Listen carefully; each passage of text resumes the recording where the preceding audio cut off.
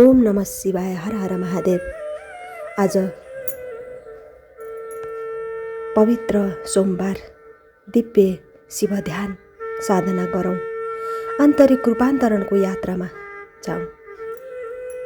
सुरु गर्नुहोस्। ढाडलाई सिधा बनाएर आरामसँग बस्नुहोस्। आफ्ना कोमल आँखाहरूलाई मुस्कुराउँदै मुस्कुराउँदै बन्द गर्नुहोस्।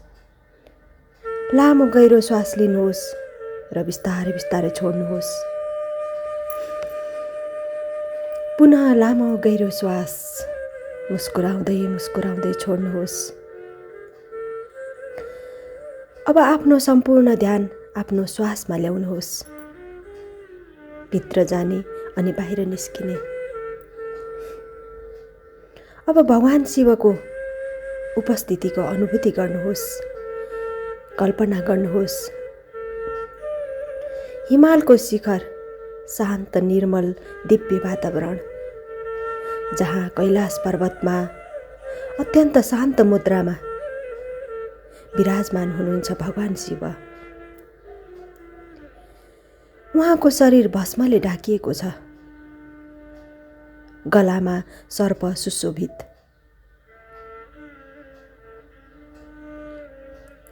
जटामा गङ्गा बगिरहेकी छिन्। माथि अर्धचन्द्र।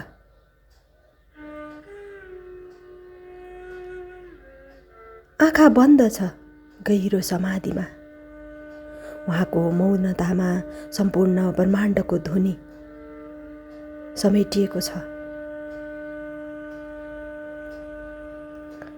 अब ओम नमः शिवायको मनमनै जप गर्नुहोस्।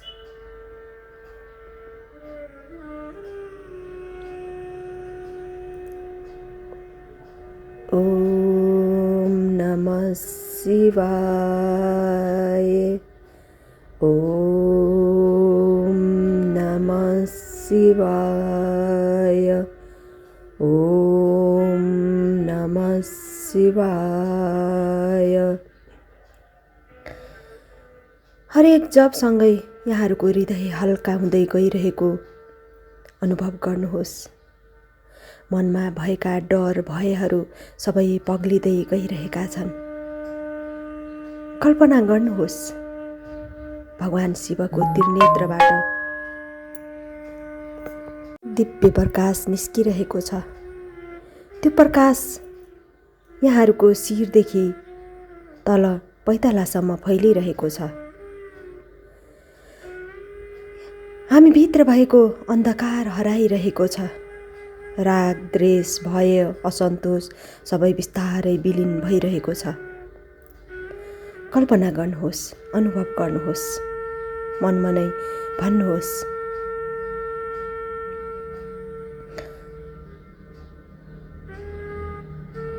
अब गलामा भएको नीलकण्ठ।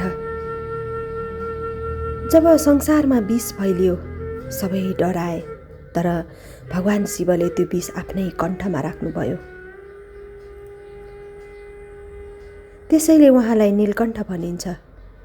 यसको अर्थ जीवनमा आउने पीडा, अपमान, कठिनाई, हामीले यसलाई रूपान्तरण गर्न सक्छौँ। त्यो विषलाई अमृतमा बदल्न सक्छौँ। अब मनमनै भन्नुहोस्, हे पालनहार, हे भगवान शिव, मलाई पनि त्यस्तै हजुर जस्तै धैर्य दिनुहोस् भगवान, ताकि म हरेक परिस्थितिलाई दोष नलाइकन आफ्नो चेतनालाई म उच्च बनाउन सकौँ भगवान।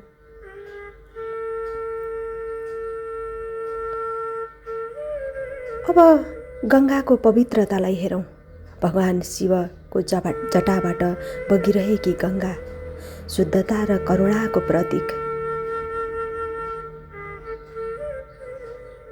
कल्पना गर्नुहोस् त्यो शीतल गङ्गा यहाँहरूको टाउकोदेखि बगिरहेको छ।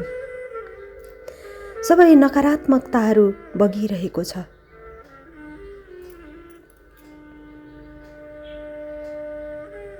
गङ्गाले सबै नकारात्मकताहरू बगाइरहेकी छिन्।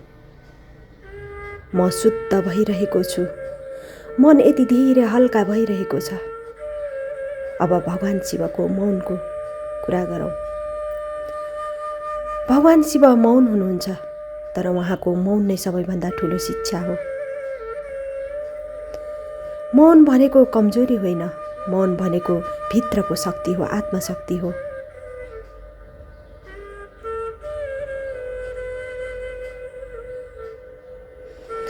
अब केही क्षण मौन हुनुहोस्, पूर्ण मौनमा बस्नुहोस्, केवल श्वास, केवल अस्तित्व।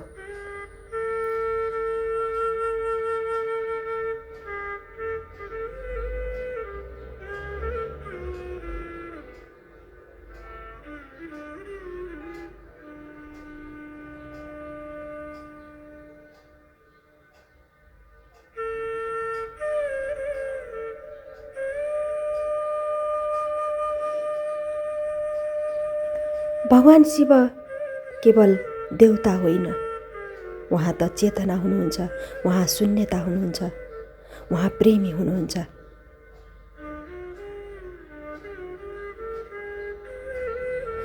जब हामी ओम नमः शिवाय जप गर्छौँ नि, हामी आफ्नो सच्चा स्वरूपसँग जोडिन्छौँ।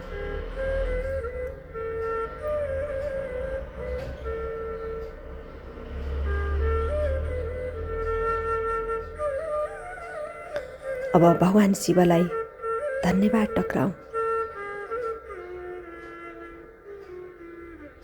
जब हामी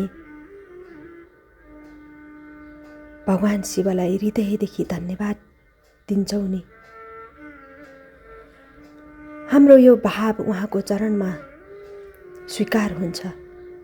हे भगवान, मेरो जीवनमा प्रकाश दिनुभएकोमा धन्यवाद भगवान, मेरो डर हटाइदिनु भएकोमा धन्यवाद, मलाई आन्तरिक शान्ति दिनुभएकोमा धन्यवाद प्रभु। अब लामो गहिरो श्वास लिनुहोस्, बिस्तारै बिस्तारै छोड्नुहोस्।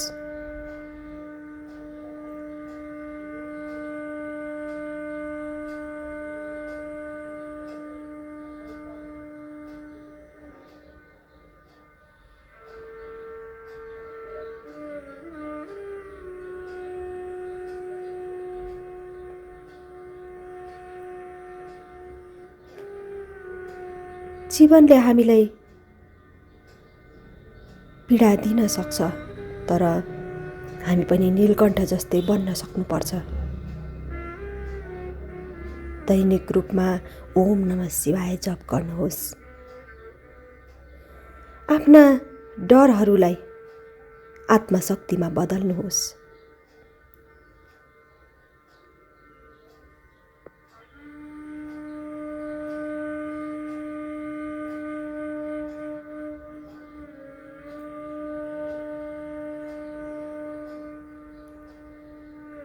ओम नमः शिवाय, ओम नमः शिवाय, ओम नमः शिवाय, ओम नमः शिवाय, ओम नमः शिवाय, ओम नमः शिवाय, ओम नमः शिवाय, ओम नमः शिवाय, ओम नमः शिवाय, ओम नमः शिवाय, ओम नमः शिवाय, ओम नमः शिवाय, ओम नमः शिवाय,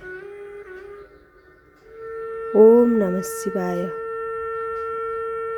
ओम नमः शिवाय, ओम नमः शिवाय। लामो गहिरो श्वास लिनुहोस्, बिस्तारै बिस्तारै बाहिर छोड्नुहोस्।